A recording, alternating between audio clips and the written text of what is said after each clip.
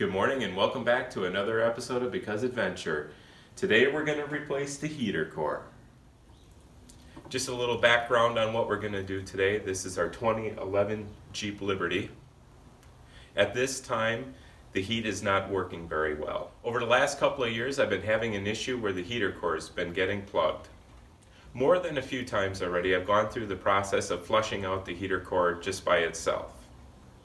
Flushing the heater core by itself seems to work for about a month, but then after that, it slowly gets plugged up again until we get to the point where we have no heat. So this weekend we're going to take the opportunity to replace the entire heater core. I'm not going to lie, this is going to be a time-consuming project. Not terribly difficult, but it's going to take many hours because there's a lot of steps that we have to go through to get the heater core out from behind the dash. Just a quick overview of all the work that's going to have to be done in order to get the heater core out from behind the dash. We're going to have to remove the entire center console. We're going to have to drop the steering, disconnect the steering column and drop it completely to the floor. We're going to have to take apart the dash. We're going to, including removing the instrument panel, the radio, the heating and cooling cluster, and detaching the dash from the vehicle and rolling it back basically into the front seats so that we can get access to the air distribution housing, which is where the heater core is. We're going to want to make sure that the car is fairly cleaned out and that the seats are moved all the way back and that the steering wheel is pointed straight and that the front tires are pointed straight as well, because we're going to have to disconnect the steering column as part of the process. To help aid me with the proper steps and all the necessary information that I'll need to do this, I'm going to be consulting my repair manual, and I went ahead and purchased a new heater core, and then I also have the proper coolant for the vehicle, as I'm going to be draining out the entire system, flushing it, and then refilling it again. The first step is we're going to drain the cooling system. Always make sure that the engine and the cooling system is cool before opening the radiator cap to prevent injury.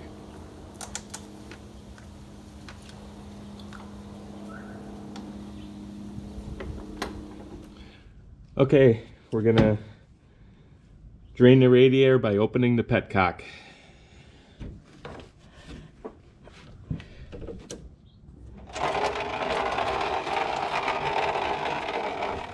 Next, we're going to disconnect the battery. That's important because we're going to be removing the dash, and the dash has the airbags in it, and you don't want to accidentally discharge one of those airbags. So always disconnect the battery.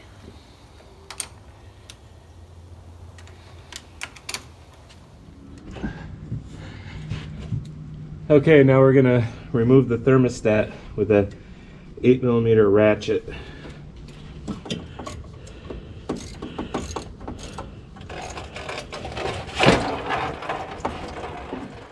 Okay, while the coolant's draining, I'm going to work on the inside of the vehicle here.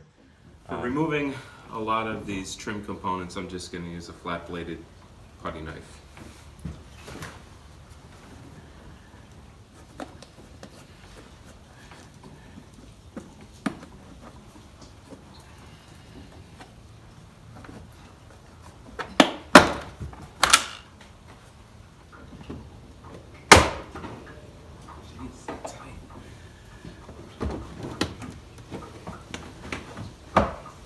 Just have to slide it. You have to pry on it. The trick to removing dash panels is take your time and be patient.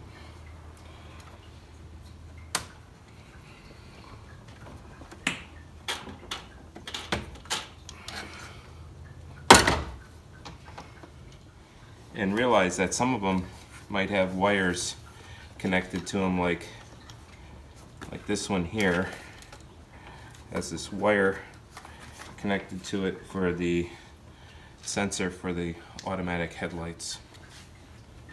And this one has a screw in it there, but I should be able to get this one off.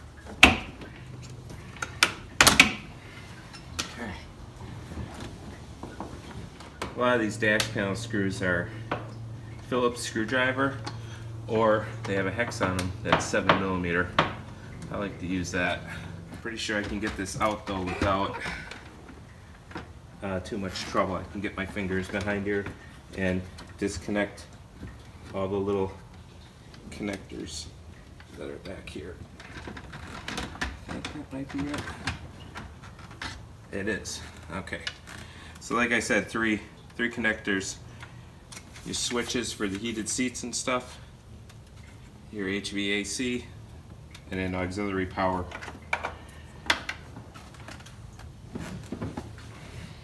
Radio. Gotta take the radio out. Again, 7mm, 4 screws. Now, you got a number of connectors on the back of your radio. You have your antenna, your satellite antenna, the radio power and such.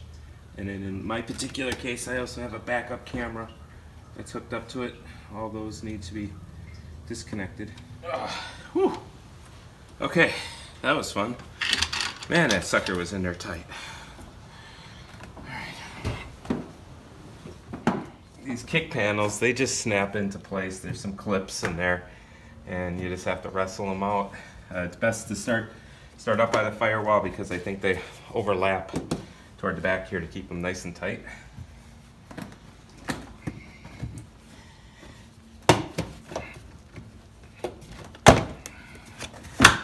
And just like that. Okay, I'm going to stop here for a minute and we're going to take a little break. I'm going to give you a little overview of the work that's been done so far. Dash panels have all been removed. Instrument cluster removed. Radio, HVAC controls removed. Kick panels underneath the steering wheel and by the hood pull removed. Glove box removed, and over here kick panel removed on the passenger side too. Oh, not to forget, A-pillar covers also removed.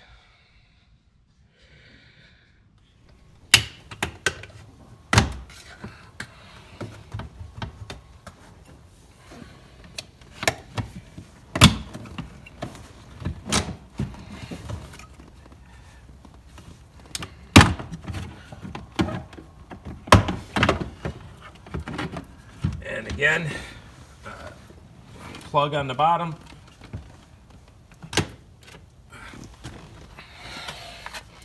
With a four-wheel drive selector switch. It's a pair of 7mm screws inside the console. A screw right here holding the console down. Don't drop it and lose it. I got a screw down here.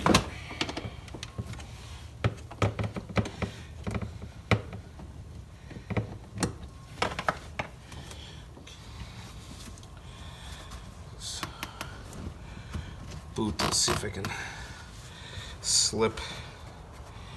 Oh, this thing actually unzips. I'm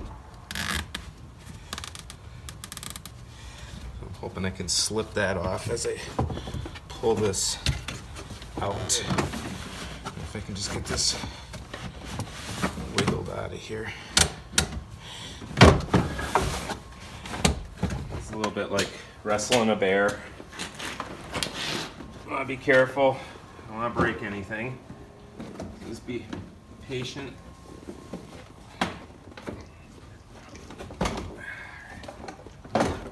Okay. And there it comes. Okay, now that the center console is out, I have to remove this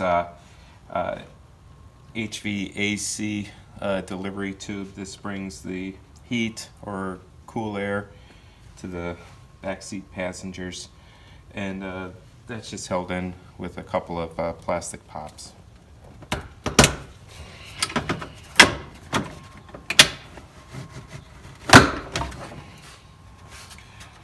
Okay, the next task is to remove the dash center support, which is this metal bracket here, and it's held in with 4 13mm nuts.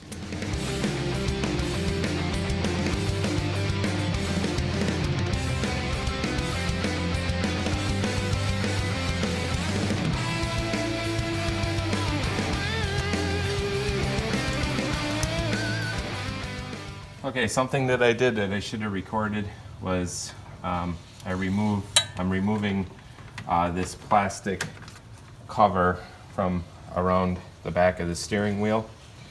And it's important to note that there are 3 Torx bit screws, 1 in the middle, and there are 2 that you gotta have a fairly long, you gotta have it on a screwdriver like this to reach up all the way inside there to get access to that Torx screw so that this can come apart and be dropped down and out of the way. Okay, at this point you're going to have to temporarily reconnect the battery. You have to turn the key to the on position, and then you have to disconnect this wire here. This is the shifter interlock, and in order, that's plugged in right down here below the steering wheel. When the power is on, you have to depress the yellow tab here, and then you squeeze and pull this out of the socket that it's in. Okay, at this time I'm gonna disconnect all the electrical plugs associated with the steering column.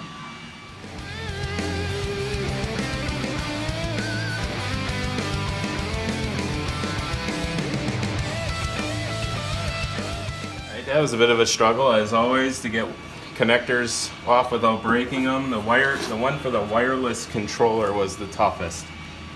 For some reason, they got the little push tab behind where you can barely get your fingers into. All right, moving right along, we're gonna start really getting into the nitty-gritty of this now. Up till now, everything has just been removing accessories and trim panels and stuff like that. Now we're gonna be getting into the nuts and the bolts of it. Underneath the steering column, we have to disconnect. The steering column is in 2 pieces, and there's a bolt under there that we have to loosen so this 2 pieces can slide apart when we pull the dash forward, because we're not going to take the steering wheel any more apart than what it is right now. So what we're looking at is going to be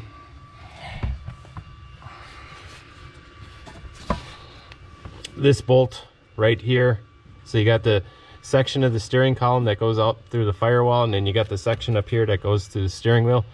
We're gonna loosen that bolt so those 2 pieces can slide apart. And then I also want to note that there's a specific torque for this bolt when this does get reassembled, and I'll cover that.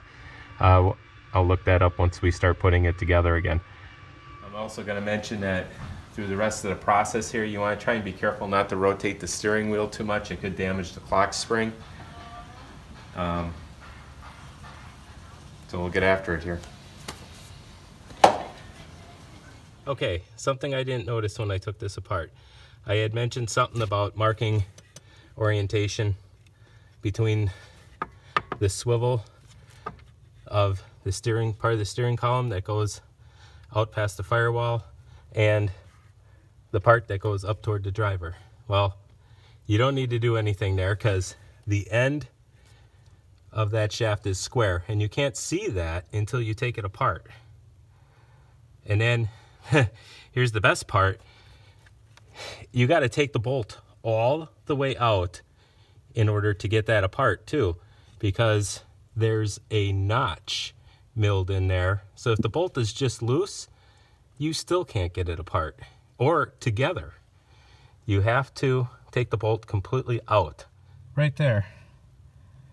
That's the half moon that's in that shaft that bolt occupies while it's together. So when you take this apart, you got to take the bolt completely out. Otherwise you're going to struggle like I did trying to pull it out. Now my service manual doesn't say a thing about this, which is unfortunate, but that's That's the way it goes. Live and learn. Okay, the next step is to loosen and remove the steering column mounting bracket nuts. And there are 4 of them.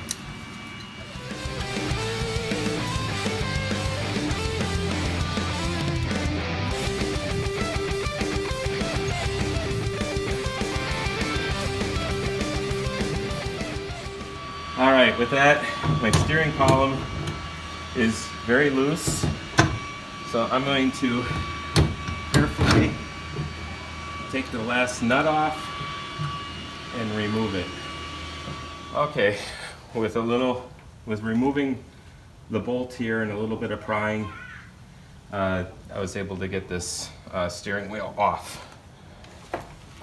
All right, at this time I got more electrical connections to disconnect. I got to disconnect the wiring connection to the accelerator. I got to disconnect the connection to the brake. And I've probably got a couple other things to do. And then we're going to have some more bolts under here that need to be pulled out. All right, the next thing that is up is we're going to disconnect the brake pedal support. Clip. At this time I'm going to remove the lower dash bolts, and they are right around the corner here.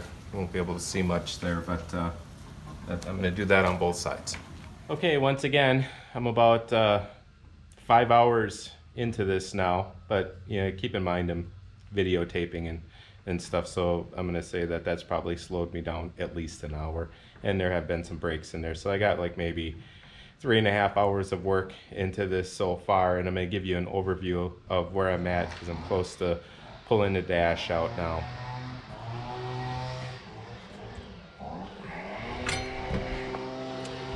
So the entire steering column's been removed, brake pedal has been removed, all the wiring has been disconnected up on this side.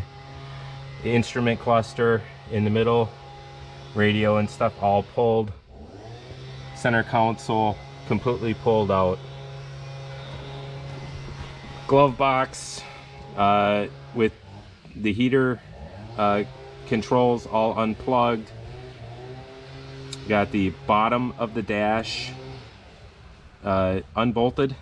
The center support is out, and I'm getting close now where there's just 4 bolts in the top holding everything in. Once I get those 4 bolts out, I'll carefully start pulling it back, and there'll be some more wiring to disconnect, and then I should be able to just roll the dash into the front seats.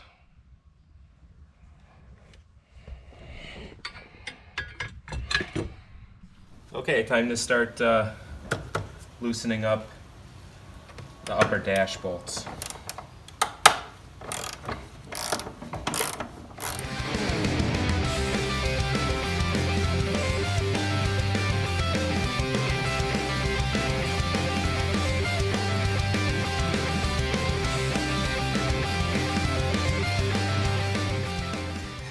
Well, I think I got all the bolts out. I'm going to do this ever so carefully. Just a reminder, battery is disconnected right now. This airbag is still hooked up, and I don't want anything to accidentally discharge with that. So that's important that that always be done.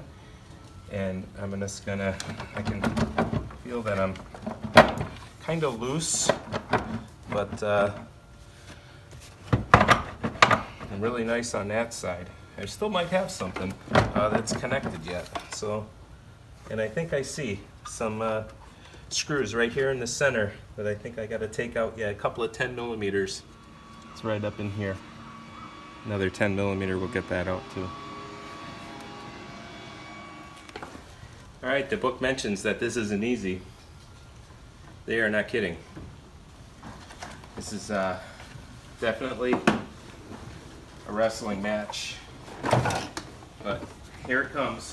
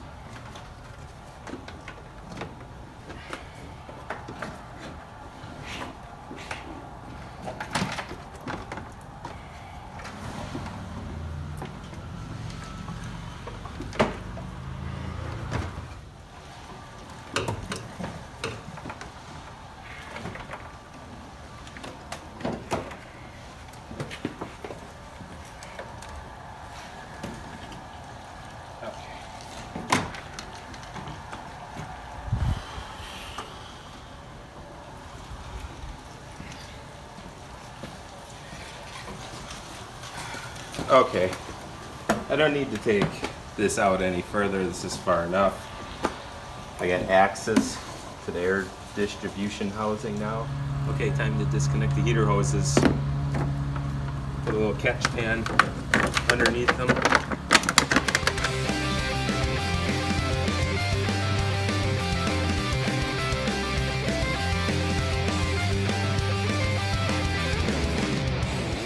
Okay, to give another overview of kind of where we're at right now, I'm going to say we're probably about 4 or so hours into this. We got the dash panel. I'm not going to bother taking it all the way out. I'm just going to move it out of the way so I can get my work done here. And you can see the air distribution housing. And I believe those are the heater hose lines over here as they come through the firewall, and the heater core is inside of this housing that we have to now remove.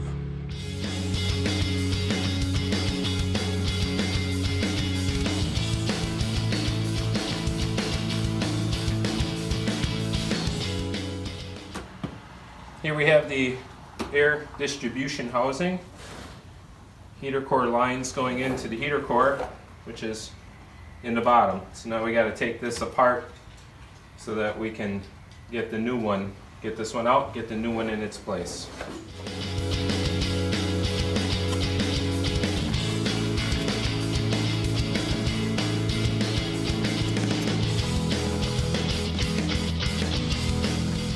All right, here it goes.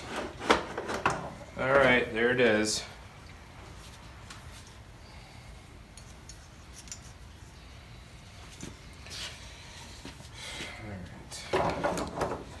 That came out just like that, and wow, look at that. The new one actually looks the same, so that's good news. In fact, that's great news. It looks to be pretty much identical.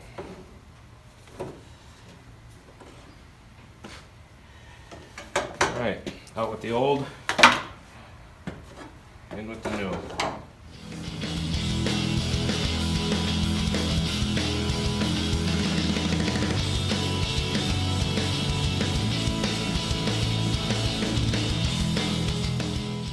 The heater core is now installed inside the air box. On top of the air box here, where the dash sits on top of it with all the ductwork, there was some weather stripping that was on here. I know that you can purchase for about 40 bucks. You get this crappy foam gasket to put on here. I didn't bother with that. I got a roll of weather stripping that I'm going to use. I'm going to lay that on there and then trim that up, and I think that's going to be more than adequate for this particular application.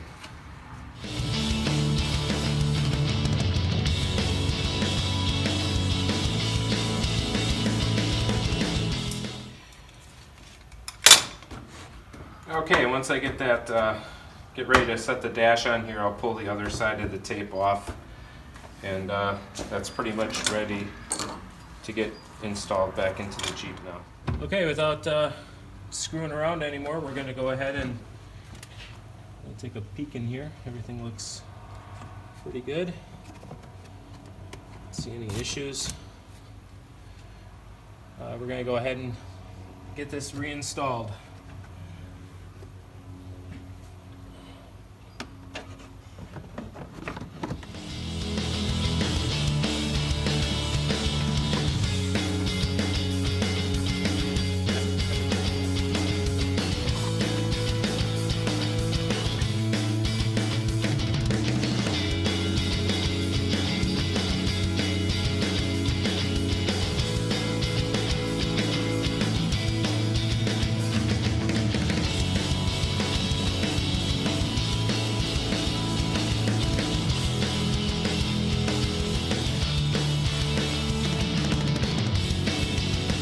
Slowly but surely, things are starting to come back together.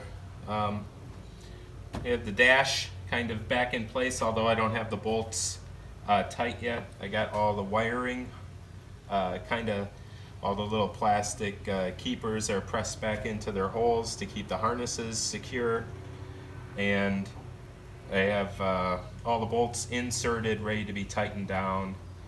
So things are moving along at a pretty good pace. I was looking up in my book, I didn't see any torque specs for any of the dash components, so I'm going to go ahead and tighten everything down. Not going to overdo it or anything, but I want to make sure everything is nice and firm, and or a little bit beyond that.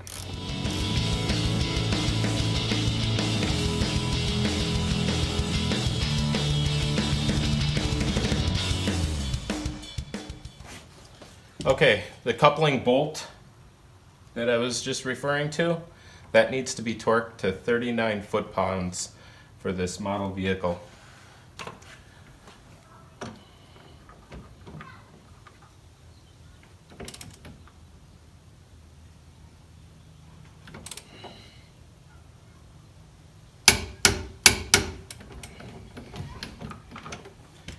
And then the nuts that secure the steering column are supposed to be torqued to 150 inch-pounds, or 12.5 foot-pounds if your wrench goes down that low.